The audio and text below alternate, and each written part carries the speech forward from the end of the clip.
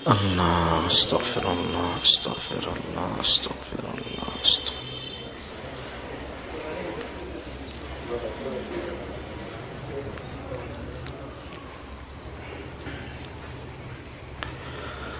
الحمد لله الحمد لله وكفى وسلام على عباده الذين اصطفى أما بعد فأعوذ بالله من الشيطان الرجيم بسم الله الرحمن الرحيم يا أيها الذين آمنوا اذكروا الله ذكرا كثيرا وسبحوه بكرة وأصيلا وقال رسول الله صلى الله تعالى عليه وسلم عليكم بسنتي وسنة الخلفاء الراشدين المهديين تمسكوا بها وعزوا عليها بالنواجذ أو كما قال رسول الله صلى الله تعالى عليه وسلم. আলহামদুলিল্লাহ, আমি মহান আল্লাহ পাকের কালামের এক অংশ বিশেষ তিলাওয়াত করলাম এবং হযরত রাসূল করিম সাল্লাল্লাহু আলাইহি ওয়াসাল্লামের একখানা হাদিস শরীফ পাঠ করলাম। আল্লাহ পাক কোরআন শরীফ এবং হাদিস শরীফের পরিপূর্ণ নূর আমাদের সকলকে নসিব ফরমান। কোরআনে পাক এবং হাদিসে পাকের নূরে আমাদের জিন্দেগি সুন্দর করার, আলোকিত করার তৌফিক দান করেন। কোরআন তো আসলে নূরে ভরপুর এক কিতাব। আল্লাহ পাক যাদেরকে তাকওয়ার জিন্দেগি দেন, আল্লাহ পাক যাদেরকে সুন্নতের নূরানি জিন্দেগি দান করেন, তারা কোরআন দেখলে অফুরন্ত নূর দেখতে পায়। এক বুজুর্গ বলেন, তোমরা কোরআনে পাক পড়ো ছোট্ট ছোট্ট আলিফ বাতা, আমি যেই কোরআন পড়ি সেই কোরআনের এক এক হরফ জমিন থেকে আসমান পর্যন্ত, এত বড় বড় এক এক হরফ। হরফ এত বড় আসলো কোত্থেকে? সাহাবাই কেরাম বলেন, আমরা দূর থেকে নবীজিকে দেখতাম, হঠাৎ আমরা বিচলিত হইতাম যে নবীজির নাক মোবারক এত বড়, নবীজির নাক তো এত বড় না, কি ব্যাপার, নবীজির নাক মোবারক এত উঁচু কেন? আস্তে আস্তে আস্তে আস্তে যতই কাছে যাই একটু স্বাভাবিক, একদম কাছে গেলে মনে হয় না ঠিকই আছে, কালকে যেরকমটা দেখছি আজকে এরকমই আছে। এত বড় মনে হইতেছিল। মুহাদ্দিসিনগণ বলেন, চেহারার উপর, নাকের উপর এই পরিমাণ নূর উপচে উপচে পড়তেছিল, ওই নূরের কারণে দূর থেকে নাক মোবারক বড় মনে হইতেছিল। এ তো হাদিস শরীফের ইবারত। তাহলে ওই বুজুর্গের কথাও মিলে যায় যে এক এক হরফ জমিন থেকে আসমান পর্যন্ত, ব্যাপার হইল এই হরফের উপরে আল্লাহ পাকের যে নূর, আনওয়ার, বারাকাত, সে আল্লাহওয়ালা সেটা দেখতে পাইতেন। হযরত থানবী বলেন, কোরআনে পাকের এক এক আয়াত, এক এক শব্দের মধ্যে এই পরিমাণ নূর, যেই পরিমাণ নূর, যেই পরিমাণ জ্যোতি, আলো সূর্যের মধ্যেও নাই। সূর্যে অত আলো নাই, কোরআনে পাকের এক এক শব্দের মধ্যে যেই পরিমাণ নূর আছে, আলো আছে। তাহলে এক সূরায় কত নূর, এক পারায় কত নূর, 30 পারায় কত নূর। যারা আলেম হয়, হাফেজ হয়, আল্লাহ পাক তাদেরকে এই দৌলত দান করেন।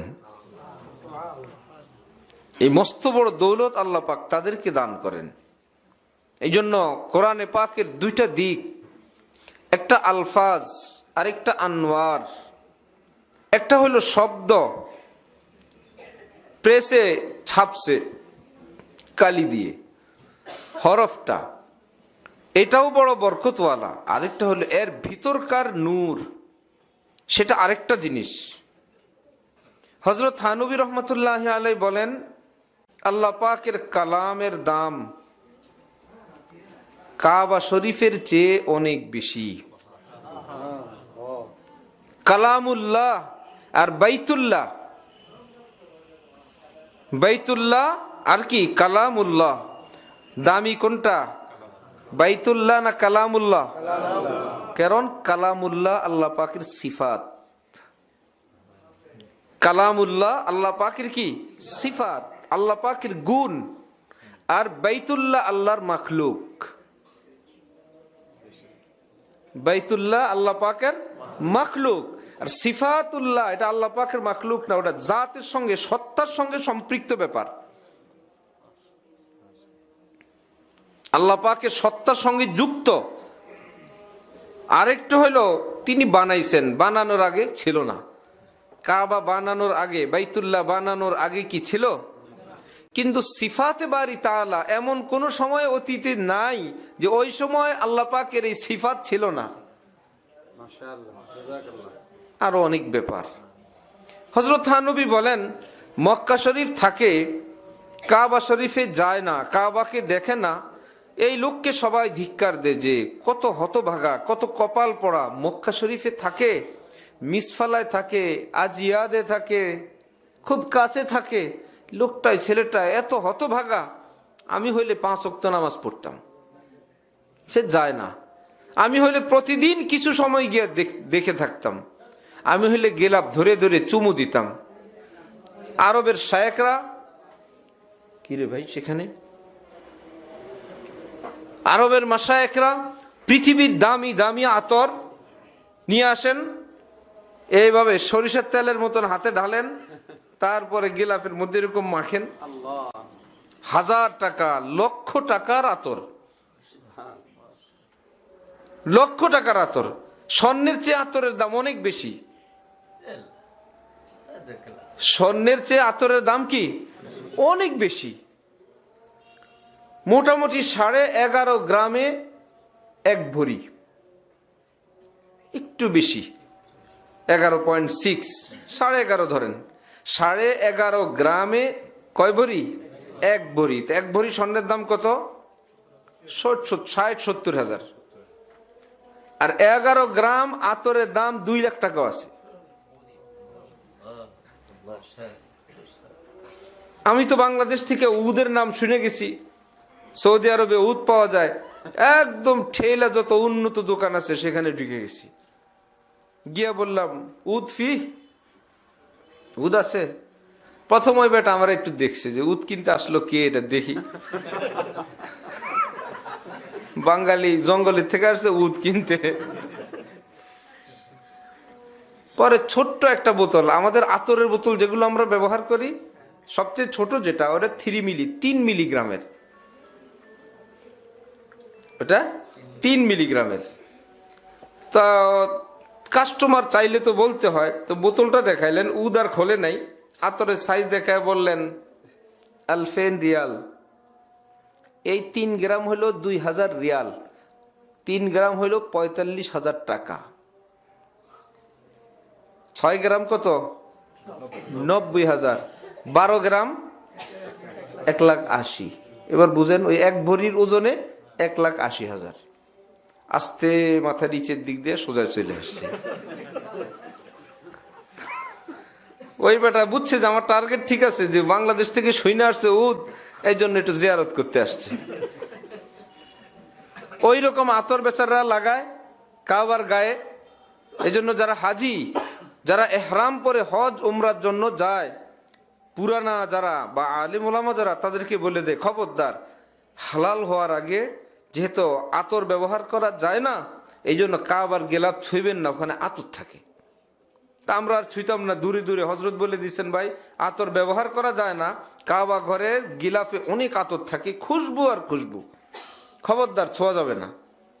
হ্যাঁ, যখন এহরাম শেষ, স্বাভাবিক নর্মাল পোশাকে আমরা থাকবো, তখন ঠিক আছে, যে যে দিক থেকে পারো ধরো, জড়াও, এসা তেসা। হযরত নবী বলেন, আল্লাহর ঘর বাইতুল্লাহর গিলাফের মধ্যে এত দামি আতর লাগানো হয়, এত দামি গিলাফ লাগানো হয়। গিলাফের এক একটা টুকরা এখনো জাতীয় মসজিদ বাইতুল মুকাররমের সামনে বিশাল বড় একটা অংশ, টানানো যে বাংলাদেশকে সৌদি আরবের সরকার এটা গিফট করছেন। কারো বাড়িতে যদি থাকে অল্প একটু, সেটাকে কত দাম দিবে। হযরত থানবী বলেন, মুসলমান জানেই না আল্লাহর ঘর বাইতুল্লাহর গিলাফের চেয়ে আল্লাহর কালাম কোরআনের গিলাফের দাম অনেক বেশি। বাইতুল্লাহর কাছে থাকে, সে বাইতুল্লাহকে দেখে না, সবাই বলে সে কপাল পড়া। আর কালামুল্লাহর কাছে থাকে, কালামুল্লাহকে দেখে না। ঘরে আছে আল্লাহর কালাম, কতদিন হয়েছে একটু তাকায় নাই। ওই বেচারা তো একটু দূরে, আল্লাহর কালাম তো আমার আরো কাছে, একটু তাকায় নাই, একটু খোলে নাই, একটু চুমু দেয় নাই। এইরকম কিতাব তো পৃথিবীতে আর নাই যার দিকে তাকায় থাকলেও নেকি। শুনছি যে কোরআনের পাক দেখে দেখে তেলাওয়াত করলে চোখের জ্যোতি বাড়ে। আমাদের একজন আত্মীয়, একজন বড় আলেম, তিনি বললেন, আমি ডাক্তারের কাছে গেলাম, আমাকে ডাক্তার বলল আপনার পাওয়ার লাগবে। তো পাওয়ারের চশমার কিনলাম না, এসে কোরআন শরীফ তেলাওয়াত শুরু করলাম সকাল সন্ধ্যায়। কয়েকদিন পর গিয়ে পরীক্ষা করলাম, বললো আলহামদুলিল্লাহ পাওয়ার ঠিক হয়ে গেছে। কোন কিতাব সেটা? কোরআন ব্যতীত পৃথিবীতে নির্ভুল কোনো কিতাব নাই। যেমনি ছাপে তো ভুল হয়ে যায়। বুখারী শরীফ, হ্যাঁ শব্দ এটা বেশি উঠছে, ব্যাখ্যাকারীরা বলবে এই শব্দ এটা অন্য অন্য নুসখায় নাই, অন্যান্য অমুক দেশের ছাপা এটা নাই, এটার কোনো অর্থেরও এখানে মিল নাই, এই শব্দ এটা কোত্থেকে এসে গেছে। যেমনি আসছে, যেভাবে আসে আমরা সেভাবে রাখলাম, এটাকে অতিরিক্ত ধরে নিয়েন। এখানে আমাদের উস্তাদ বলতেন, হযরত মাওলানা মুফতি জাফর সাহেব দামাত বারাকাতুহুম, ঢালকানগরের মোহতামিম সাহেব, যা আগের যুগেতে বই পুস্তক হাতে লিখতো, বেচারাকে হাতে লিখতে দিছে আকেল আলী, আইন আলিফ আ কফ লাম আকেল আলী আলী। কফের দুই নোকতা ঘটনাক্রমে একটু ফাঁকা হয়ে গেছে, একটা নোকতা এদিক পড়ছে আর একটা একটু ফাঁকা হয়েছে, নোকতা একটা আইনের উপর গিয়ে উঠছে, এখন আইন কি হয়ে গেছে। আর কফের নোকতা যদি একটা আরেক দিক চলে যায়, কফ কি হয়ে গেছে ফা, ছিল আকেল আলী, হয়ে গেছে কি গাফেল আলী।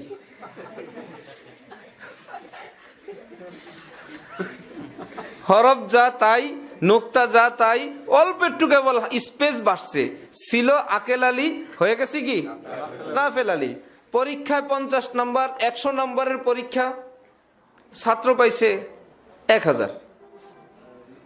100 নম্বরের পরীক্ষায় 1000 পাওয়া সম্ভব? কেমনে?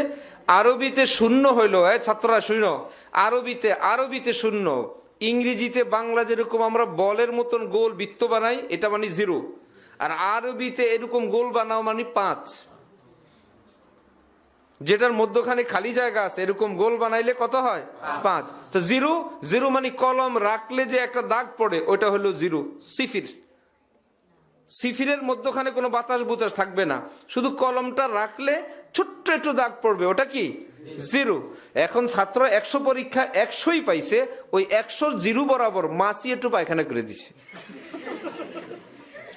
কত হয়ে গেছে? হুজুরে তো অবাক, পরীক্ষায় মূল নম্বর 100, ছাত্র পাইছে 1000। লা হাওলা ওয়ালা কুওয়াতা ইল্লা বিল্লাহ। কেমনি কি হইলো? পরে গেল এই। সব জায়গায় এরকম একটা গন্ডগোল না? যাদেরকে লিখতে দেয় আল কাতিবু কাল হিমার, যাদেরকে লিখতে দেয় ওরা হলো গাধার মতন, বানান শুদ্ধ বিশুদ্ধ, তর্জমা মানা কিচ্ছু নাই, একটা কিছু সামনে থাকে ওটা দেখে লিখতে থাকে। ওই বেটা যদি ভুল করে, সেও ভুল করে, নকল করে তো। এবং সে যে নিজের থেকে বিশুদ্ধ বানাবে তার পারমিশন নাই, তোমাকে যা দেওয়া হয়েছে তাই। এখন দেওয়া হয়েছে তো ঠিক, সে বুঝছে উল্টা। যাই হোক, নির্ভুল কোনো কিতাব নাই, এমন কি হাদিস। তাহলে হাদিস কি আমরা ভুলের হাদিস পড়ি না? আল্লাহর এমন মেহেরবানি, এক জায়গায় এক প্রকাশনীতে এই জায়গায় ভুল, আরেক জায়গায় আরেকটা ভুল।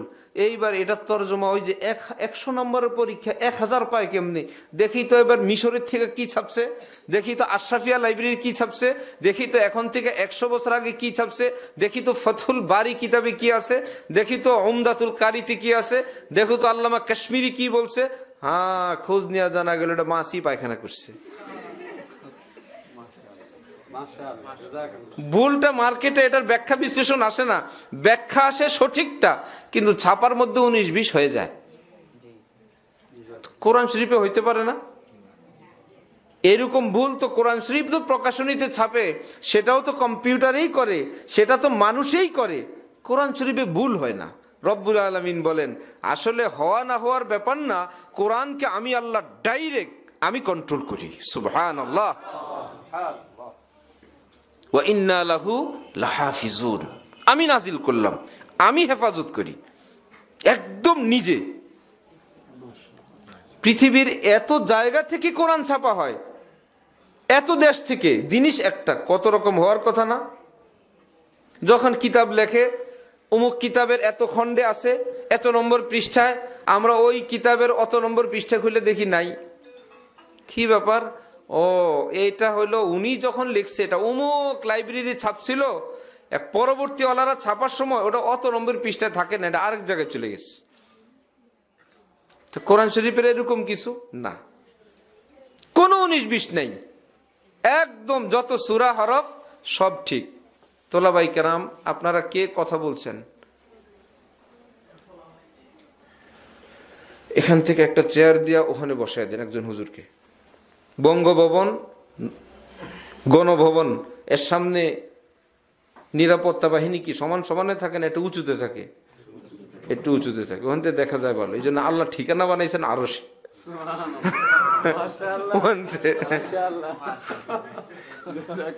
হ্যাঁ, আল্লাহর আরশ নিচে না উপরে? উপরে। চেয়ার দিয়ে বসে থাকেন।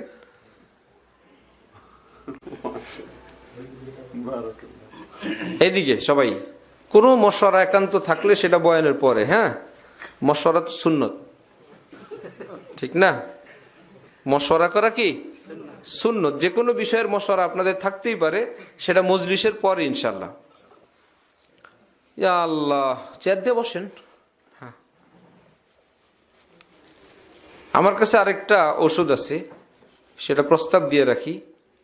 এরপরেও যদি কেউ কথা বলে, নড়ে চড়ে, কিছু জিজ্ঞাসা করে, এমন কি হুজুর কি বললেন এটাও যদি জিজ্ঞেস করে, যে হুজুর আমি অন্য কথা না, বয়ান সম্পর্কিত কোনো কথা বলছি, এটাও যদি বলে, তার জন্য ওষুধ হইল, প্রত্যেক মানুষের দুই সাইডে দুইজন আছে না, ওই দুইজন, তারা তো দেখবে যে উনি কথা বলতেছেন, দুইজন চোখে চোখে তা কথাবার্তা না বলে সিদ্ধান্ত নিবে, দুই কানে ধরে দাঁড় করায় ফেলবে।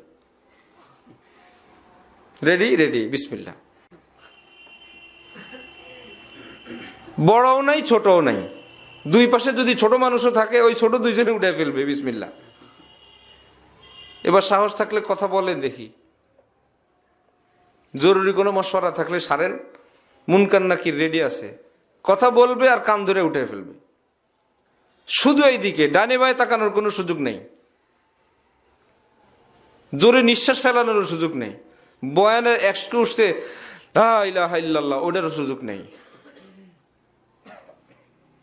সাহাবাই কেরামের ব্যাপারে কি আসছে, মনে করছে এটা তাল গাছ, মনে করছে কি এটা মনে হয় খুঁটা, পাখি আইসা উপরে বসে আছে, তারা বয়ানের মধ্যে এভাবে আছে তো আছেই। কতটা নীরব, কতটা নিস্তব্ধ, কতটা চৌকান্না, কতটা আগ্রহী। সাহাবারা তো মানে ছাত্র, তালেবে ইলমে তো সেই ছাত্রই না। আল্লাহ সেরকম তৌফিক দেন। আজকে তো আমরা আরেকবার কোনো বড় আলেমের মজলিসে যাবেন, কোনো বড় আলেম বুজুর্গ আসবেন, তিনি দেখবেন যে এরা তো কিছু শিখে টেখে নেই, কোনো শৃঙ্খলা নাই, কোনো ভদ্রতা নাই, তখন তো আরো লজ্জার ব্যাপার। এখন থেকেই ট্রেনিং, ঠিক আছে ইনশাল্লাহ। সোজা হয়ে বসছেন সবাই, আবার ভাঙ্গা ভুঙ্গা কিসের? কোমর ভাঙ্গা বসার কোনো সুরত নাই, একদম টান টান। ইয়া আল্লাহ, তাহলে কি আল্লাহর ঘর সেটার মর্যাদা বেশি না আল্লাহর কালামের মর্যাদা বেশি? আল্লাহর ঘর মক্কা শরীফ, আল্লাহর কালাম আমাদের বাড়ি। দামি জিনিস নিজের ঘরে আছে, দামি জিনিস নিজের বাড়িতে আছে। কেউ যদি কাবা ঘরের খাদেম হয়, তার কি দাম! খাদিমুল কাবা হযরত মাওলানা ফজলুর রহমান সাহেব রহমতুল্লাহ আলাইহি, হযরত সদর সাহেব রহমতুল্লাহ আলাইহির খাদিম ছিলেন। মক্কা শরীফে হজে গেছেন। সদর সাহেব তার শায়েখের জন্য হাদিয়া কি আনবেন, সবাই তো কিছু নেয়, উনি একটা আনকমন হাদিয়া আনার চিন্তা করলেন। খাদেমদেরকে বললেন যে ভাই, ঝাড়ু দিতে দিতে তোমাদের ঝাড়ুটা ঠুন্ডা হয়ে যায় না, ফেলানোর সময় হয় না? হয়, পরে ফেলাই দাও। কোন জায়গায় ফেলো? ওই জায়গায়। ওখান থেকে আমি একটা ঝাড়ু নিয়ে যাই, যেটা একদম ব্যবহার করতে করতে শেষ, ফেলা দিবা, এখন তো ডাস্টবিনে যাবে, ওখান থেকে নেই। আচ্ছা না, ফেলানো জিনিস পেঁচে ওটাকে নিয়ে আসছেন। হযরত সদর সাহেব রহমতুল্লাহ আলাইহির কাছে আইনা বললেন, আমি একটা হাদিয়া আনছি। কি হাদিয়া? আল্লাহর ঘর, যেই ঝাড়ু দিয়ে আল্লাহর ঘর ঝাড়ু দিছে আশপাশ, ওই রকম একটা ঝাড়ু, পুরান একটা ঝাড়ু নিয়ে আসছে। হযরত শামসুল হক ফরিদপুরি ওই ঝাড়ু জড়ায় ধইরা চোখে লাগায়া চুমা দিয়া বলে, ভাই ফজলুর রহমান, বড় একটা কাজ করছো রে ভাই। আল্লাহর ঘরের খেদমত করছে যে ঝাড়ু, এই পৃথিবীর হাজার ল্যাপ কম্বলের চেয়ে আমার কাছে বড় দামি। সুবহানাল্লাহ। আজকে যদি সেই ঝাড়ুর একটা শলা থাকে, এখানে বলা হইলো আজকে মার্কাজুস সুন্নাহ বাইতুল্লাহর ঝাড়ুর একটা শলা আছে, কেউ কি আসেন সেটা না দেখে যাবেন? কেউ ধরতে চাইবে, কেউ চুমা দিতে চাইবে, কেউ ওটা ভিজে পানি নিতে চাইবে। হযরতওয়ালা করাচি গেছেন, চট্টগ্রাম। এখন তো আশপাশের লোকেরা বলল যে ভাই, কওমি মাদ্রাসার হুজুর এরা তো কেমন কেমন নবীর দুশমন মনে হয়, সব ফিস করতেছে। আশপাশ ঢাকার থেকে অনেক আলেম ওলামা শিল্পপতিরা গেছেন আন্দর কিল্লা মসজিদে বয়ান। যাই হোক, আসছি বিদেশি মেহমান, পাকিস্তানের হুজুর, দেখতে তো বড় নুরানি চেহারা, বয়ান করুক। বয়ান করলে এক লোক দাঁড়াইছে, কौन कहता है कि वहाबी है, पेवर सुन्नी है। पेवर পিওর কে? হ্যাঁ, ওই বেটা পেওয়ারে বলছে, এই জন্য আমরা পেওয়ারই বলি। कौन कहता है वहाबी है, पेवर सुन्नी है। কে বলছে ওয়াহাবি? একদম খাঁটি সুন্নি। হযরত বলেন, মুসলমানরা হযরতের সঙ্গে মুসাফা করার জন্য যারা ফিস করছিল, পাগল হয়ে গেছে। এত মানুষ মুসাফার ভিড় করলে একজন বিদেশি মেহমানের নিরাপত্তার ব্যাপার, অসুস্থতার ব্যাপার। বলেন, আমরা ঢাকার থেকে যারা গেলাম, মানব ডাল বানাইলাম, হাতে হাত ধরে কয়েক স্তরের, যাতে হযরত পর্যন্ত কেউ আসতে না পারে। এখন তারা আমাদের নিচে দিয়া হযরতের পা ধইরা ওই হাতের মধ্যে চুমু খায়। এখন যারা এটা পারে না, দূরের থেকে রুমাল এক মাথা ধইরা আরেক মাথা হযরতের গায়ে মারে, মায়েরা রুমাল হযরতের গায়ে লাগলে ওইটা নিয়ে চুমু খায়। সুবহানাল্লাহ। যে আমরা ভুল বুঝছি, আমরা বুঝি নাই, আমাদেরকে ভুল বুঝানো হয়েছে। এরা খাঁটি মুসলমান, এরা খাঁটি সুন্নি, এরা খাঁটি নবীর দেওয়ানা। সুবহানাল্লাহ। হযরতওয়ালা করাচি বলেন যে মুসলমানদেরকে এরপরে বলছেন, মারো ইন জালিমুকো মুহাব্বত সে মারো। আল্লাহর নবীর মুহাব্বতের কথা এদেরকে শোনানো হয়নি। একা একা কাঁদছো নবীর জন্য, ভালোবাসছো, জীবন দিছো, কিন্তু এদের সামনে খইলা বলো নাই, যার কারণে এদের ভুল ভাঙে নাই। মানুষ যেভাবে বুঝায় গেছে এইভাবেই বুঝে আছে, শেষে যা বলার ভাবছে। পরে বলেন, আমাদের ওলামায়ে কেরাম যারা এখানে খেদমত করেন, তাদের উচিত ছিল এশকে রসুল নিয়ে ওপেন আলোচনা করা, যেটা আমাদের সঠিক আকীদা তুলে ধরা। তাহলে মুসলমানদের ভুল ভাঙতো, আমাদের ভাই ভাইয়ের দূরত্ব কমতো, আমরা সবাই এক হইতাম। এরা আমরা এক হইলে এখন যে শক্তি, আমাদের শক্তি দ্বিগুণ হইতো। সুবহানাল্লাহ। আমরা এক ছিলাম। সুবহানাল্লাহ বিহামদি। তো এখন যে একজন আল্লাহর ওলির ছোঁয়ার জন্য পাগল, রুমাল মাইরা চুমা দেওয়ার জন্য পাগল, যদি কাবা ঘরের একটা ঝাড়ু, আর যদি কাবার একটু গিলাফ, আর যদি রওজায়ে পাকের নবীজির একটা দরবারের কোন একটা সুতা পাওয়া যায়, সেটার দাম কত? হযরত থানবী বলা, হা মুসলমান, আমার তোমার ঘরে তো আল্লাহর কালাম আছে, গেলাপ বিহীন, এভাবেই ধুলা ময়লার নিচে পড়ে আছে। তোমার 100 টাকা দামের পিরিচ, কয়েক টাকা দামের কাপ, সেটার জন্য শোকেস আছে, সেটা রাখার স্ট্যান্ড আছে, সেটা পরিষ্কারের রুটিন আছে। আল্লাহর কালাম রাখার কোনো তাক মুসলমানের ঘরে নেই। হিন্দুদের বাড়িতে যান, ছোট্ট ছোট্ট কাঠের বক্স আছে তাদের পূজা করার জন্য, মোমবাতি জ্বালানোর জন্য। যত গরিবই হোক, যে ভাই আমাদের ধর্মের একটা ব্যাপার, এই জিনিসটা আমাদের রাখা লাগবে। কিন্তু মুসলমান এই অনুভূতি শেষ। আমাদের কোরআন, এত আল্লাহ আমাকে ধন দিছেন, দুনিয়ার সেরা কাঠ দিয়ে কোরআন শরীফের জন্য, কিতাবের জন্য, হাদিস শরীফের জন্য একটা সুন্দর সুকেস বানাবো। কোরআন শরীফ থাকবে, হাদিস শরীফ থাকবে, আমার আতত থাকবে, আমার তসবিহ থাকবে, কারণ আমি মুসলমান। সুবহানাল্লাহ। কেউ আসলেই যাতে বুঝে আল্লাহ কোরআনকে কি ভালোবাসে, এই লোক কত মহব্বত করে, কি সুন্দরভাবে রাখছে, কি চকচকা করে রাখছে আল্লাহর কালামকে। আল্লাহ রব্বুল আলামিন বলেন ওয়া তাবারাকাসমুক, বলো হে আল্লাহ আপনি তো বড় বরকতওয়ালা, আপনার নামও কত বরকতওয়ালা। সুবহানাল্লাহ। আল্লাহর নামও বড়। কালামুল মুলুকি মুলুকুল কালাম। বাদশা যেরকম দেশের সেরা, বাদশার কথাটাও সবার সেরা। রব্বুল আলামিন যেরকম বড়, আল্লাহর কালাম সবচাইতে বড়। হাফিজি হুজুরের কাছে যাইতেন, মুরিদ হয়েছেন, আলেম ওলামা কি করেন? মাদ্রাসায় পড়াই। কোথায়? হেফজখানায়। কোথায়? মক্তবে। মুরিদরে কি ওজিফা দিবেন? লা ইলাহা ইল্লাল্লাহ ইত্যাদি ইত্যাদি। হযরত বলতেন যে ভাই আপনি তো সারা দিনে ওজিফা পালন করেন। যে দোকানদারি করে, ব্যবসা করে, চাকরি করে, সে অন্যান্য কাজে থাকে, তাকে বলবো আপনি কিছু সময় আপনি এই এই আমল করেন। আপনি তো সারাদিন কোরআন শরীফ নিয়ে থাকেন, কোরআনের উপর তো কিচ্ছু নাই।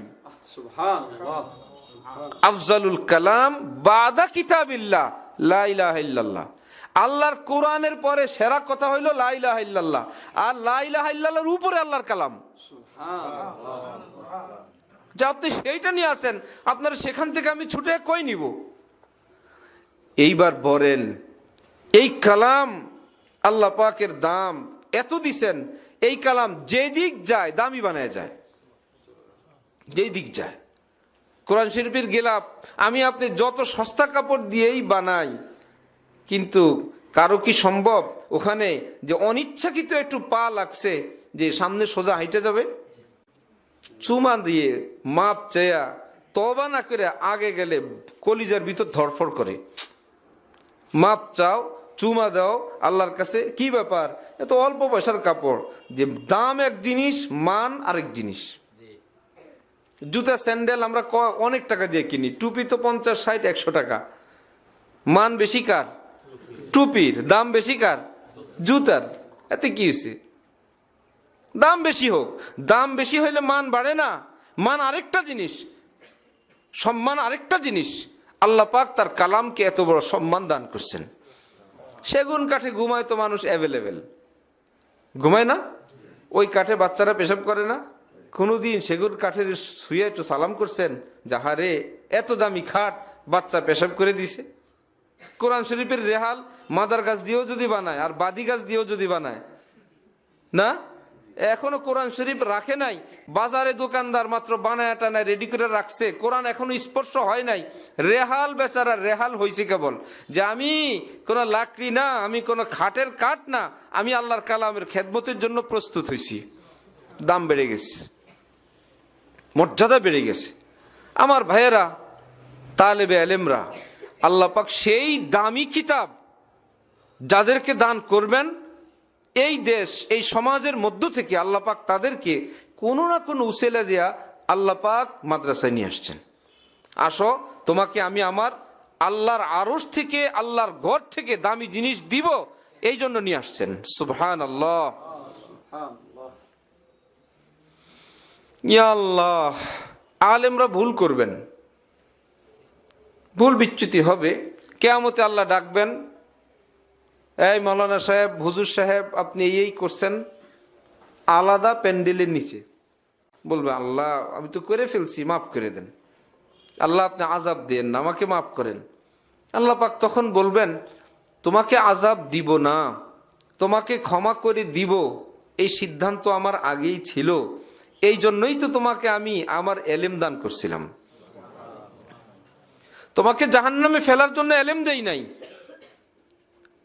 রাসূলুল্লাহ সাল্লাল্লাহু আলাইহি ওয়াসাল্লাম বলেন, একজন তালেবে ইলম এত মান, এত মর্যাদা যে সে যখন রাস্তায় চলে, হাঁটে, নূরের ফেরেশতাদের জন্য আল্লাহ পাকের নির্দেশ দুইটা, উপরের থেকে পর ঝুঁকায় দাও। মুরব্বীদের সামনে দিতে যাওয়ার সময় আমাদেরকে কি শিখাইছেন বড়রা? সোজা হাইটা যাওয়া না একটু নিচে হয়ে যাওয়া? একটু হাত দেওয়া যায় না? হাত মানে একটু বেড়া দিয়ে যাওয়া, যে একদম সরাসরি আপনার সামনে আমি পা না চাইতেছি এই না, শ্রদ্ধার সঙ্গে একটু নিচা হয়ে হাত দিয়ে যায়, এতে কোনো ক্ষতি নেই, আদব ঠিক আছে। ফেরেশতাদের জন্য নির্দেশ, তালেবে ইলম তোমার সামনে দিয়ে যায়, এমনি থাকো। ছাত্রের সম্মানে তুমি তোমার পর ঝুঁকে রাখো, এদিক থেকে নবীর একজন মেহমান যাচ্ছে, সুবহানাল্লাহ। ফেরেশতা তার পর ঝুঁকে থাকে যে তালেবে ইলম যাইতেছে। দিল্লির বাজার দিয়ে শাহ ওলিউল্লাহ মুহাদ্দিস দেহলভি, ছাত্র বলো তো, শাহ ওলিউল্লাহ মুহাদ্দিস দেহলভি, শাহ ওলিউল্লাহ দেহলভি, মনে থাকবে ইনশাল্লাহ।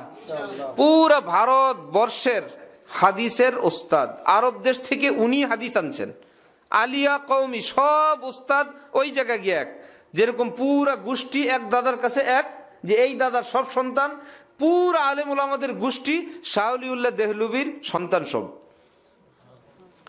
এত সম্মান আল্লাহ উনাকে দিছেন। কিসের মুঘল বাদশাহ? মুঘল বাদশারা জুমা পড়তে আসতেন, আর উনি মিম্বর থেকে ধমকানো কাকে বলে যে তোমাদের অস্ত্রের ঝনঝনানি, ক্ষমতার বাহাদুরি ইত্যাদি ইত্যাদি, শুনলাম তোমাদের ধন দৌলত অনেক আছে, ঠিক আছে আমি সব মানি, তোমাদের যা আছে সবটা নিয়ে আসো, অলিউল্লাহর সিনায় যা আছে সেটা মোকাবেলা করার জন্য। অলিউল্লাহ প্রস্তুত, তোমাদের সবটা নিয়ে আসো, অলিউল্লাহর বুকে আল্লাহ যা দিছেন সেটার মোকাবেলার জন্য। এরা ভাবতে এইরকম ধনী লোক তো শুনি নাই, ধন থাকে, বাজার থাকে, মার্কেট থাকে, ব্যাংক ব্যালেন্স থাকে, সুইস ব্যাংক থাকে, বুকের ভিতরে কি আছে ওটার মোকাবেলা কেমনে করব? মাথা নিচু করে শ্রদ্ধার সঙ্গে সম্মান জানাইতেন, হে আল্লাহ দেওয়ানা, হে আলিম দ্বীন, আপনার মোকাবেলা করার ক্ষমতা এই পৃথিবীর আমাদের না কারো নাই। সেই শাহ ওলিউল্লাহ দেহলভির ছেলে, নাতি, বাচ্চা, মহিলা দিল্লির মন্ডি, দিল্লির বাজার দিয়ে যায়। শুধু জানতে পারছে সবাই যে শাহ ওলিউল্লাহ দেহলভির খানদানের একটা বাচ্চা এই পাশ থেকে বাজারে ওই পাশ দিয়ে বাইর হবেন, কোনো কাজে আসছেন। সব দোকানদাররা দোকানদারি বন্ধ করে দাঁড়ায় যেতেন, উনি পার হওয়া পর্যন্ত সব দাঁড়ায় থাকবে। শাহ ওলিউল্লাহ দেহলভির বাচ্চা যাচ্ছে, দুনিয়ার সম্মান আলেমের। আব্দুল্লাহ ইবনে মুবারক, কি নাম? আব্দুল্লাহ ইবনে মুবারক, ইমাম বুখারীর উস্তাদ। উনি আসছেন বাগদাদ শহরে, পুরা শহর ওনাকে এক নজর দেখার জন্য, একদম মানুষে ভরপুর, দিনদার, আলেম, ফেরেশতার মতো মানুষ। মানুষ তো ভিড় হয়, হিন্দুগো মেলায় হয়, হয় না? মেলায় লোক হয় না? গান বাজনায় লোক হয় না? পূজায় লোক হয় না? লোক হইলে হবে না, কোন লোক গেল কে, এটার একটা ব্যাপার আছে।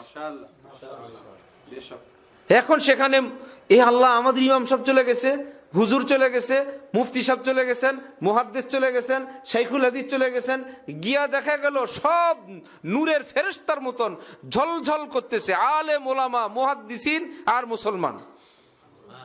মাটিতে জায়গা নাই, ছাদ, ছাদে জায়গা নাই, গাছ, গাছের ডাল। বাদশাহ হারুন ক্ষমতায়, তার স্ত্রী এই দৃশ্য দেখে বাদশাকে জিজ্ঞাসা করলো, কি ব্যাপার, বাগদাদ শহর আজকে এমন হয়ে গেল? কে আসবেন? পৃথিবীর কোনো প্রভাবশালী কোনো বাদশাহ আসবেন না কোনো কেউ আসবেন? তখন বাদশাহ হারুন বললেন যে, প্রভাবশালী বাদশাহ না রে, ইমাম আজম আবু হানিফার একজন ছাত্র ইমাম আব্দুল্লাহ ইবনে মুবারক, বিশ্বের সেরা একজন মুহাদ্দিস, তিনি আসবেন। এই খবর শুনে বাগদাদ মুসলমানরা ভরপুর হয়ে গেছে। স্ত্রী মুখ খুলে বলেই ফেলছেন, কিসের বাদশা তুমি? বাদশা তারা, তারা আসল বাদশা, তোমরা পুলিশের বাদশা, ক্ষমতার বাদশা, আসল বাদশা তারা, তারা মানুষের আত্মার উপর রাজত্ব করে। হারুন অকপটে স্বীকার করছেন, স্ত্রী জুবাইদা সত্যিই বলছো, প্রকৃত বাদশা তারা, তারা দুনিয়ায় বাদশা, আখিরাতেও বাদশা। তারা হলেন আলিম দ্বীন, হাকিমুল উম্মত মাওলানা আশরাফ আলী থানভী, নাম শুনছো সবাই? কি নাম? হাকিমুল উম্মত মাওলানা আশরাফ আলী থানভী। আমরা সেই সিলসিলারে বাচ্চা কাচ্চা।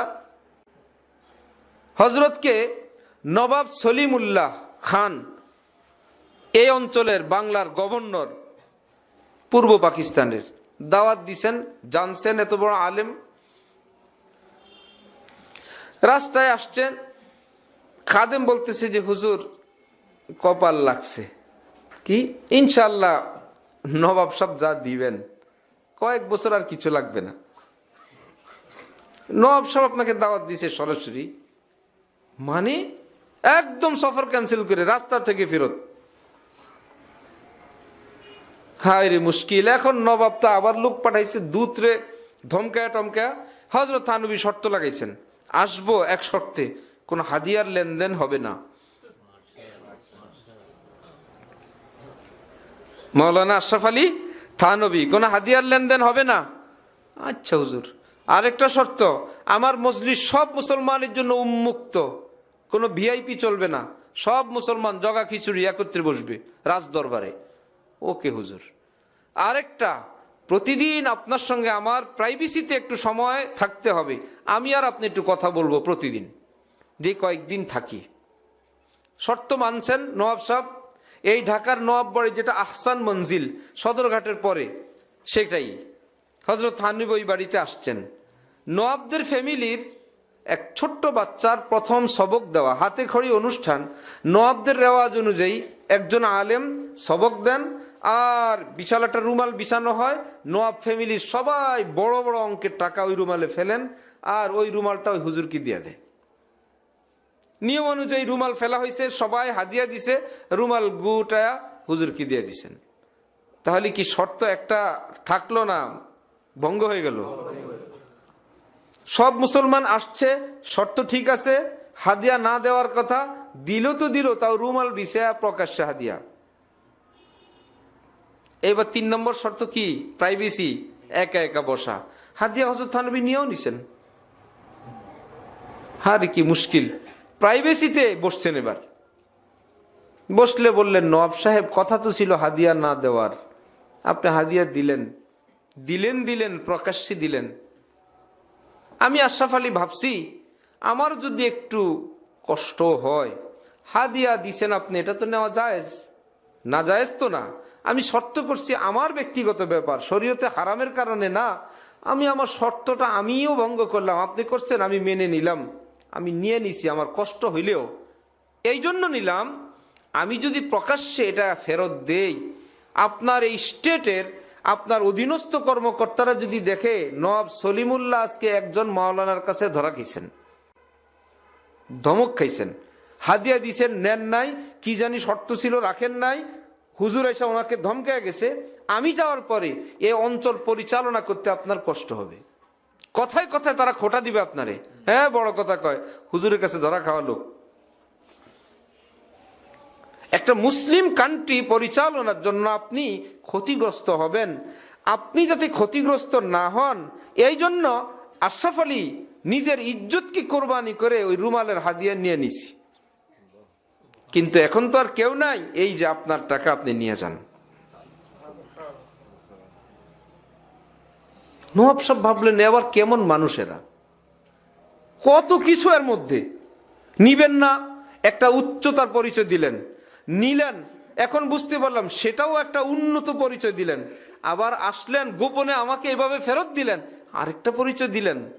নওয়াব সাহেব মাথা নিচু করলেন, বললেন, হে হাকিমুল উম্মত, আল্লাহ পাক আপনাদেরকে মুসলমানের কর্ণধার বানাইছেন, আলেমদের ইমাম বানাইছেন, চিরদিনের জন্য নওয়াব সলিমুল্লাহকে সলিমুল্লাহর দুনিয়া সলিমুল্লাহকে দিয়ে দিয়েছেন, চিরদিনের জন্য আলেমের ইজ্জত এবং দিন ইসলামের মর্যাদা বুলন্দ করে গেলেন, উঁচু করে গেলেন, আমাকে দিন শিখিয়ে গেলেন। এরা হইল কি? আলেমে দিন।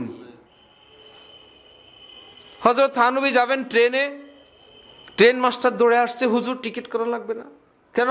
টিটির আমি বলে দেব। আচ্ছা, টিটি কোন পর্যন্ত যাবে? অমুক স্টেশন। আমি তো আরো দূর যাব, অসুবিধা নাই, এই টিটি পরের টিটিরে বলবে। ওই টিটি কোন পর্যন্ত যাবে? অমুক স্টেশন। আমি তো আরো যাব। আপনি কোন পর্যন্ত যাবেন? আপনি না দিল্লি যাবেন মনে করো, ওই পর্যন্ত টিটি বলতে থাকবে। অথচ থানে বলেন আরো 2টা স্টেশন সামনে। ওই স্টেশনে কে বলবে? কোন স্টেশন? এক স্টেশন কবর, আরেকটা হাসর। ওখানে বলার কোনো ব্যবস্থা থাকলে বলে দেন, আমারে যেন ওখানে কেউ না ধরে। টিকিট মাস্টার তো বলে, আল্লাহ রে, আমরা তো যে যেই গন্তব্যে যাবে এটাই শেষ, কিন্তু আল্লাহওয়ালা আলেমদের স্টেশন আরো 2টা আছে, 10 টাকা লাভ। সেই লাভের দিক তাকাইলো না, পরকালের রাস্তাটা সাফ কেমনে থাকবে। 10 টাকা লোকসান করে হইলো আল্লাহ দিনকে উপরে রাখছেন। তারা আলিমি দিন, তারা আলিমি দিন। আমার শায়েখ ঢালকানগরের হজরতওয়ালা ছোট্ট, হজরতের ফ্যামিলির ওস্তাদ ইত্যাদিরা কেউ কোনো কিছু দিলে ছাত্ররা দেখো এইভাবে নিতেন না। আমরা কেউ কিছু দিলে এভাবে নেই না। হজরত বলতেন আমার এটা সহ্য হইতো না যে কারো সামনে সে দিচ্ছে আর আমি এমনি নিব। হজরত বলতেন কেউ দিলে আমি উপর থেকে এমনি নিতাম।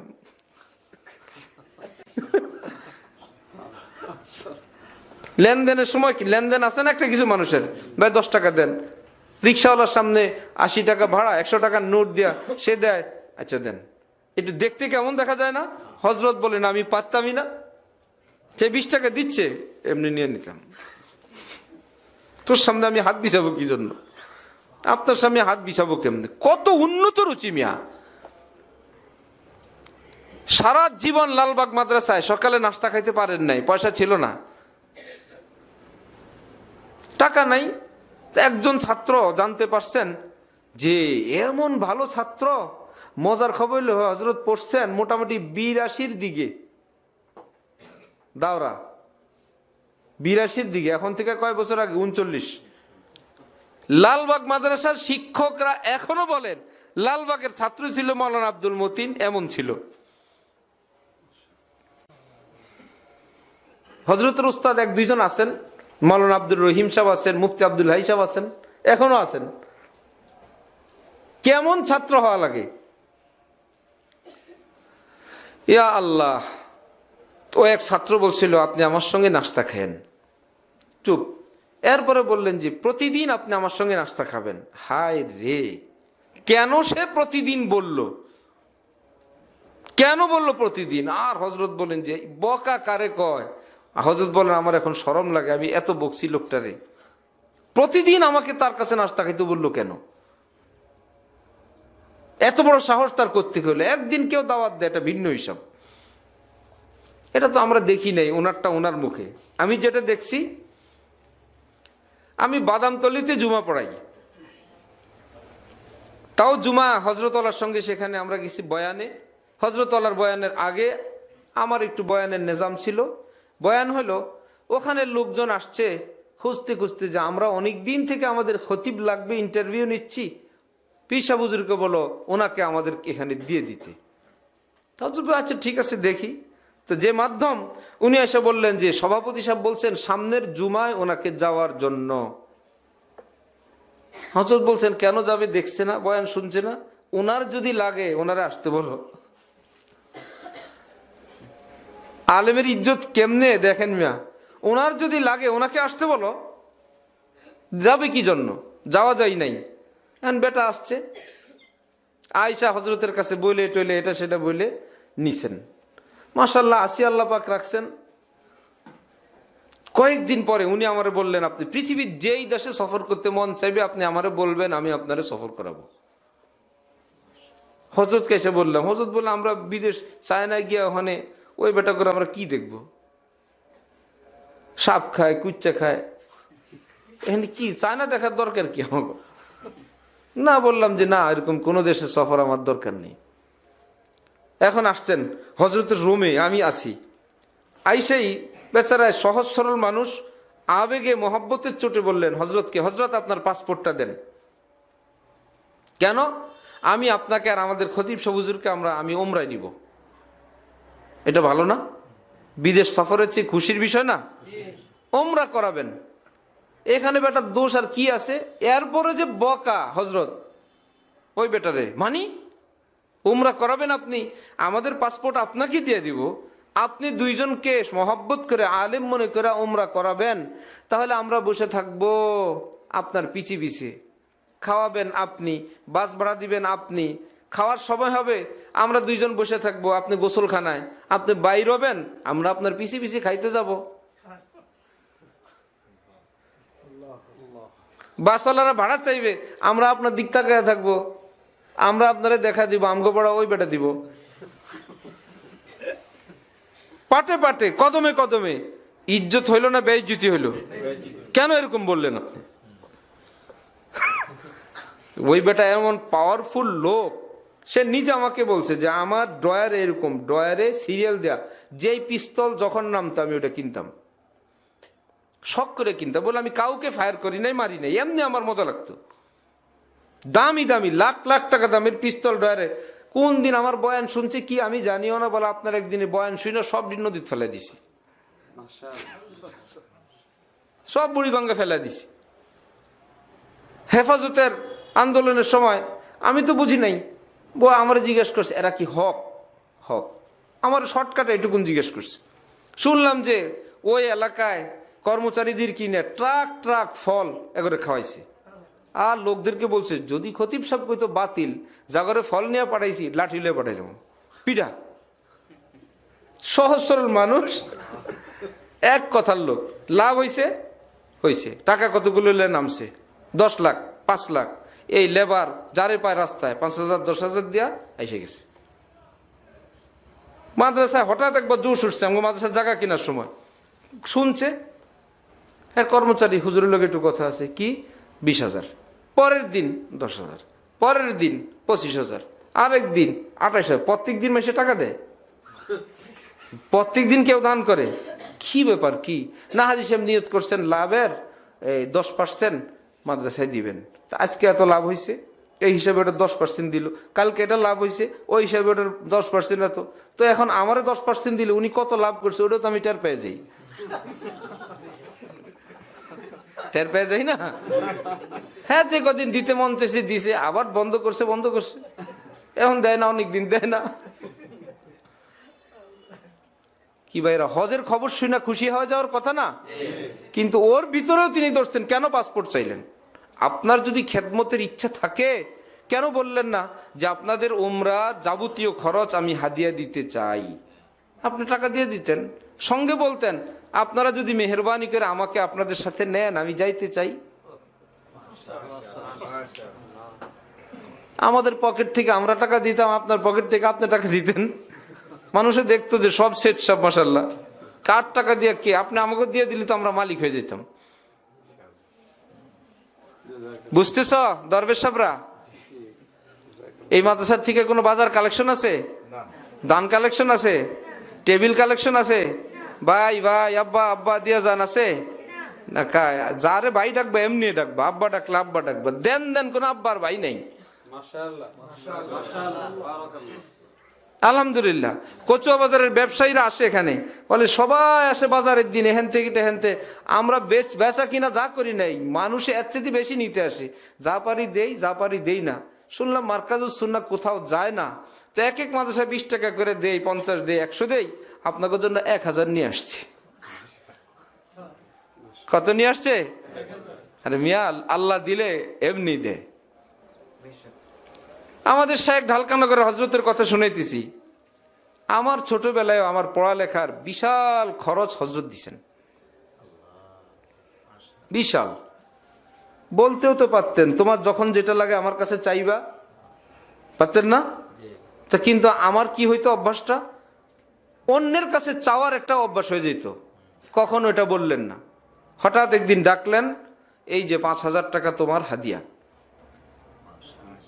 আমার টাকা আমার হাতে এসে গেল।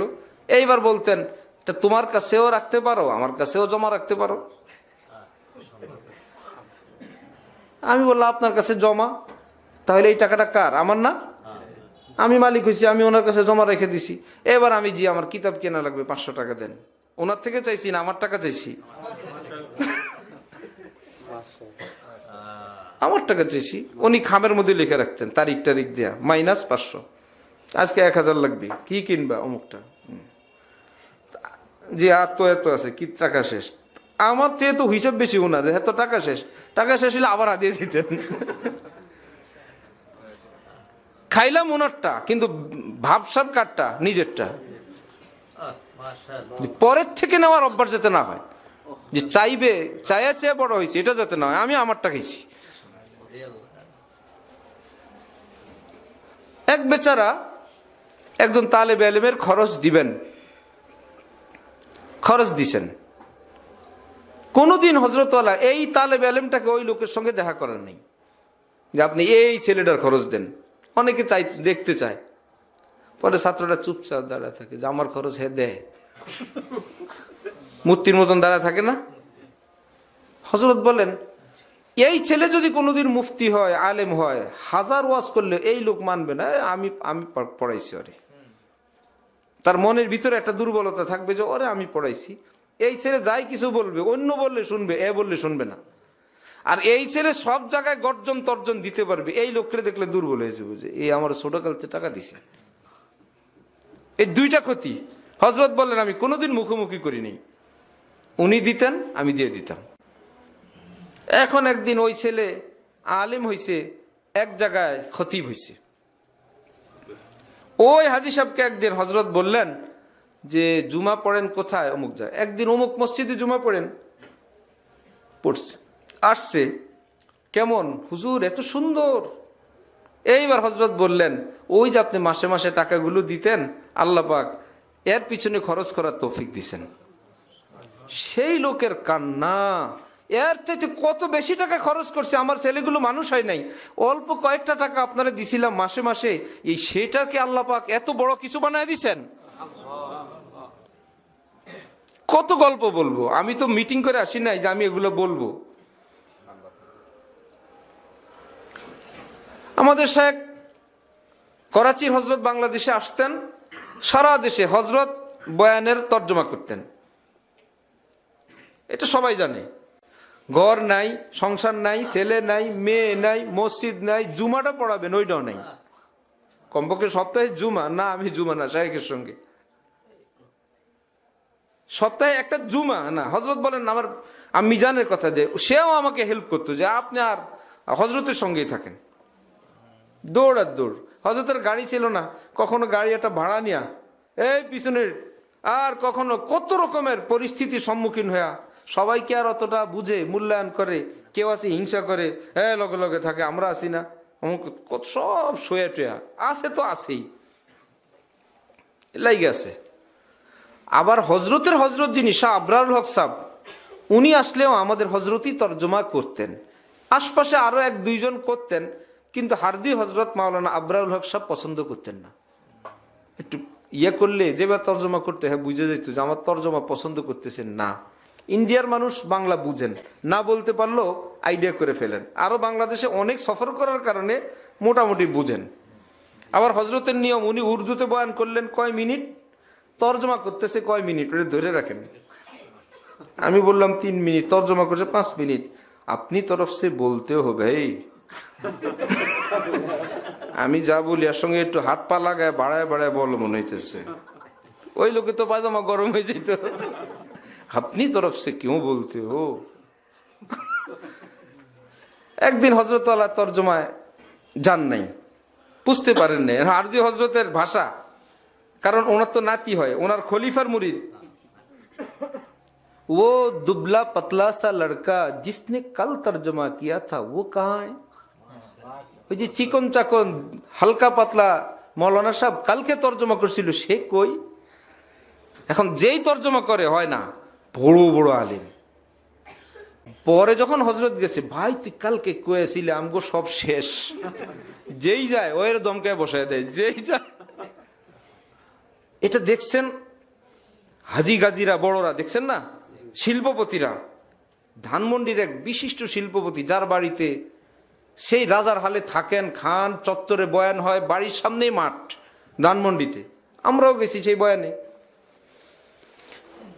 ওই হাজী সাহেব ভাবলেন, এই আমাদের বাংলাদেশি আলেম আমার শায়েখের শায়েখের শায়েখের এত খেদমত করে, মাওলানাকে একটু হাদিয়াটা দিয়ে দেওয়া দরকার। হুজুর মানুষ, ইমাম সাহেব মানুষ। একদিন লোক দেয়া খবর পাঠাইছেন, উনি মুরব্বী মানুষ, দেশ বিদেশে বড় ব্যবসা। হজরত গেছেন, ভাই এত মহব্বতের লোক আমাদের, গেছেন, গেলে অনেকটি টাকা হাদিয়া দিছেন। হাদিয়া দিলে হজরত হাদিয়া নিয়ে আসছেন, আইসা আবার লোক মারফতে টাকাগুলো পাঠায় দিছেন। উনি যদি আমাকে হাদিয়াই দিবেন আলেম মনে করে মহব্বতের সাথে, ওনার দুয়ারে ডাইকা কেন দিলেন? উনি আসতে পারলেন না আমার কাছে? আর উনি ব্যস্ত থাকলে লোক দিয়ে পাঠায় দিতেন যে অমুক সাহেব হাদিয়া পাঠাইছে, আমি আমার জায়গায় পেয়ে যেতাম। ডাইকা ওনার দুয়ারি নিয়ে কেন দিলেন? যাও ফেরত দিয়ে আসো। ওই লোক ফেরত পায়া এমন খেপা খেপছে, বেটা তোর পীর আমার বাড়ির মেহমান, তোর দাদা পীর আমার এখানে থাকে, এদের সঙ্গে আমার এমন ঘনিষ্ঠতা, কয় পয়সার মোল্লা, এখানে বড় লোকগিরি দেখাও, আসুক তোমার নামে বিচার দিতেছি। আসছেন করাচি হজরত, গিয়া ধপ ধপ করে বিচার দিয়ে দিয়েছেন যে আপনার মুরিদ, আপনার খলিফা, এর জন্য আমি হাদিয়া দিছি, সে এইভাবে হাদিয়া পাঠিয়ে দিছি। আচ্ছা, বড়রা অনেক সময় এরকম এক দিয়ে আচ্ছা কয়, যারা বিচার দেয় হ্যাঁ মনে করে হে পাস। হ্যাঁ, সব কথা রিসিভ করা তো একটা পদ্ধতি আছে। দুই ভাই মারামারি লাগছে, যেই ভাই আইসা বলে আমারে মারছে, আচ্ছা তোমারে মারলো, হ্যাঁ মনে করে যাক আব্বা। একটু পরে শোনা গেল মায়ের আরো খাওয়া উচিত ছিল। এরকম হয় না? বুঝে পরিস্থিতি, এরকম আচ্ছা টাচ্ছা শুই না, অনেকে না বুঝে বলে হ্যাঁ আমার পক্ষে এসে গেছেন। আচ্ছা টাচ্ছা এমন ভাবে কি যে বলছে আর বুঝে নাই। আচ্ছা আমি দেখতাম, দেখতেছি বিষয়টা কি। ওই বেচারা খুশি হয়ে গেছে, দেখে ছাড়বে মনে করছে। হজরত ডাকাইছেন, ভাই কি হয়েছিল হাদিয়া? আর তো হজরত বলছেন, হজরত সে আমাকে যদি আলিমি দিন মনে করে, আপনাদের গোলাম মনে করে, এই মনে করেই যদি হাদিয়া দেয়, সে আমাকে তার দুয়ারে কেন ডাকলো? এটা একজন আলিমি দিনের অপমান। তার উচিত ছিল হাদিয়া নিয়ে এখানে আসা, অথবা কার কোনো প্রতিনিধি দিয়ে পাঠানো। তার দুয়ারে ডেকে কেন হাদিয়া দিল? এই জন্য আমি ফেরত দিয়ে দিছি। হজরত ওয়ালা कराची बोले बिल्कुल सही किया, इन लोगों को इसी तरह दुरुस्त करना चाहिए। ঠিক করছে, এদের গর্দানের রগ একটা টেড়া আছে, এগুলো সোজা এমনি করা লাগে। বুঝতেছেন? কাসেম নানুতুবি, কি নাম? মিয়া কি মানুষেরা, সেই ব্যাখ্যা আবার। মসজিদে বসে আছেন, ইবাদত বন্দিগি, একজন গিয়া হাদিয়া নিয়ে আসছে, তমক মসজিদে আসছে, হাদিয়া নিয়ে আসছে, আল্লাহর সঙ্গে আসিয়ে না হাদিয়া নিয়ে আসছে। ওই বেচারা বলে আরে এই লোকেরই তো হাদিয়া দেওয়া দরকার। না, এ তো বাইরে হয় না মসজিদ থেকে, ওই হুজুরের জুতা বাইরে, জুতার ভিতরে টাকাটি ভরে চলে গেছে।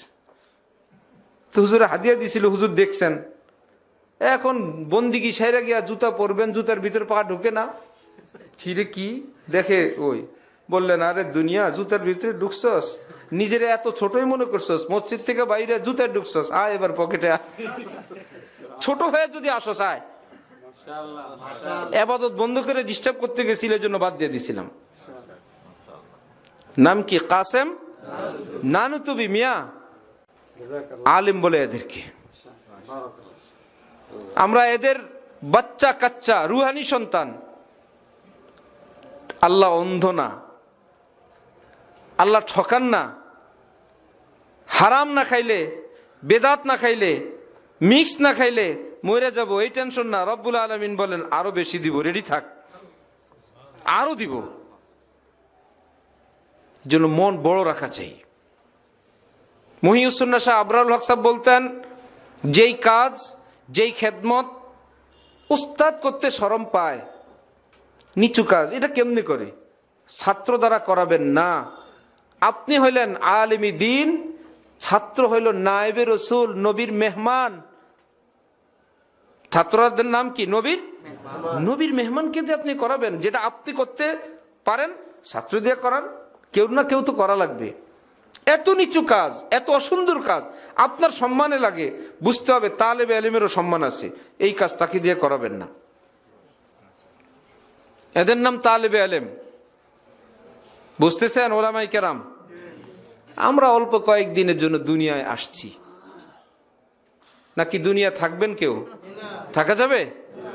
দুনিয়ার থেকে যাওয়ার পর কেউ সোজা জাহান্নামে চলে যাবে, কেউ সোজা জান্নাতে চলে যাবে।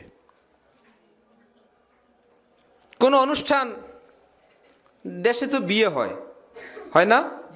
বিয়ে বাড়ির অনুষ্ঠান, অনেক উন্নত খাবার দাবার রেডি, ফকির কতগুলো আসছে, বাবুর্চিরা আসছে, ডেকোরেটরের লোক আছে, এদেরকে একটা খাওয়ান দেওয়া দরকার। একদম পোলাও, কোরমা, বিরিয়ানি, বিয়ে বাড়ির খাওয়ান দেন, একটা খিচুড়ি খাওয়ায়, বলেন তো? খিচুড়ি একটা নর্মাল খাবার দেয়া দেয় বাইরে, ভিতরে স্পেশাল। ভিতরওয়ালাদের খাবারটা একটু পরে, আর বাইরেওয়ালারা আগে খায়, ভিতরওয়ালারা একটু পরে। তাকে কোনো আফসোস নেই, খাও, ভিতরে তো ঢুকতে পারবা না, ওখানে তো আমরাই। রব্বুল আলামিন বলেন, লা খালাক লাহুম ফিল আখিরাহ, কাফের মুশরিকদেরকে, বেঈমানদেরকে ওই প্যান্ডেলে ঢুকতে পারবে না, তো বাইরে একটু খিচুড়ি খাওয়াই দিতেছি, তোমরা ভয় পাও না। সুবহানাল্লাহ, তোমাদের জন্য তো মেহমানদারি আমি জান্নাতে রেডি করে রাখছি।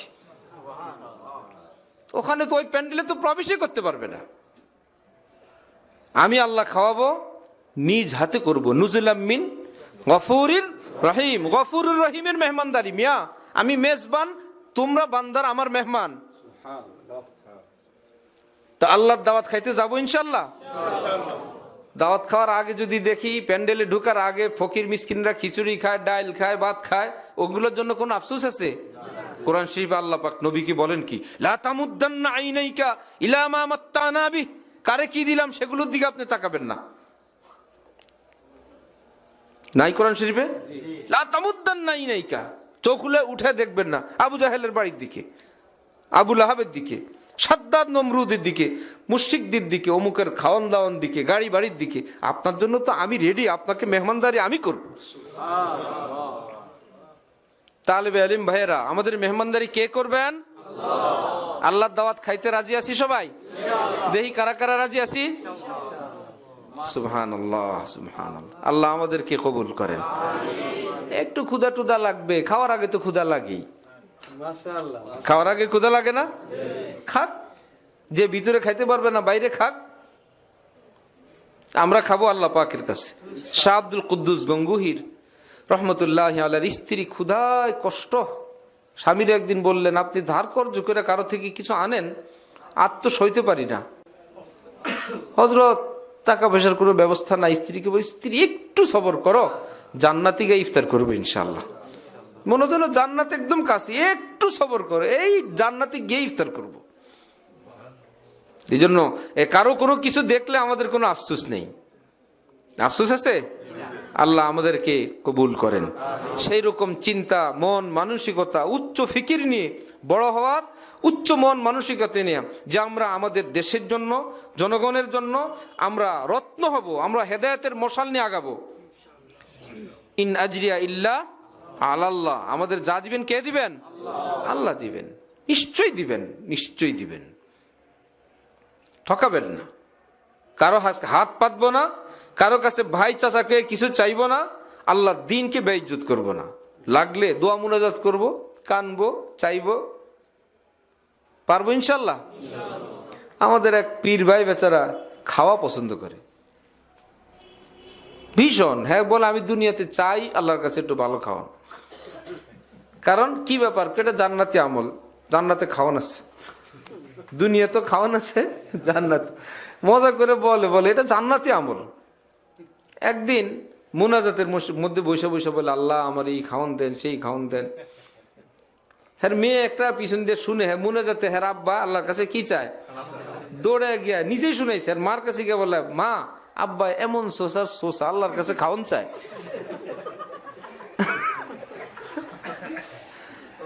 এমন সোসার সোসা আল্লাহর কাছে কি চায়? একটু মজা করে কইছে, আল্লাহর কাছে খাওয়ান চাইলে নারাজ হয় না, আল্লাহ খুশি হয়, খুশি হয়। আজকে পড়ছি কিতাবে তালিম মাদ্রাসায়, ছোট্ট বাচ্চা, মা পাগল, মায়ের কোলে আছে, কেউ নিতে চাইলে দেখবে আস্তে আটটু টাইট হয়ে যায়। যদি দেখে এইবারটা মনে সত্যি নিবে, এবার মায়ের গলা ধরে। যদি দেখে এত নিয়েই ছাড়বে, মা মা বলে চিৎকার শুরু করে, মা একবার তাকে জড়ায় ধরে, এইবার জামি দিয়া থুতনি দিয়া তার মাথার উপর চাপ দেয়, তারপরেও কান্দে, শেষে নিজের কাপড় আর আঁচল দিয়া ঢেকে নেয় যে আমি ধরছি, কেউ নিতে পারবে না। হযরত ওয়ালা করাচি বলেন, গুনাহ আমাদেরকে আল্লাহর রহমত থেকে ছিনায় নিতে চায়, এই জন্য আল্লাহর সঙ্গে আরো জড়ায় ধরো। আর যদি দেখো না আমার গুনাহ নিয়েই যাবে, আল্লাহ আল্লাহ বলে চিৎকার করো। রব্বুল আলামিন যখন ধরবেন আর কেউ নিতে পারবে না। সুবহানাল্লাহ। ওয়া গাশিয়াতহুমুর রাহমা, হযরত ওয়ালা করাচি বলেন, মা যেরকম কাপড় দিয়া ঢাইকে নেন, আল্লাহ বলে আমার রহমত তোদেরকে ঢাইকে ফেলবে, গুনাহ নিতেই পারবে না। 2 রাকাত পড়ো, আল্লাহর কাছে চাও কি লাগবে, রব্বুল আলামিন মঞ্জুর করবেনই করবেন ইনশাআল্লাহ। আল্লাহ আমাদেরকে তৌফিক দেন, কবুল করেন। ওয়া আখিরু দাওয়ানা আলহামদুলিল্লাহি রাব্বিল আলামিন।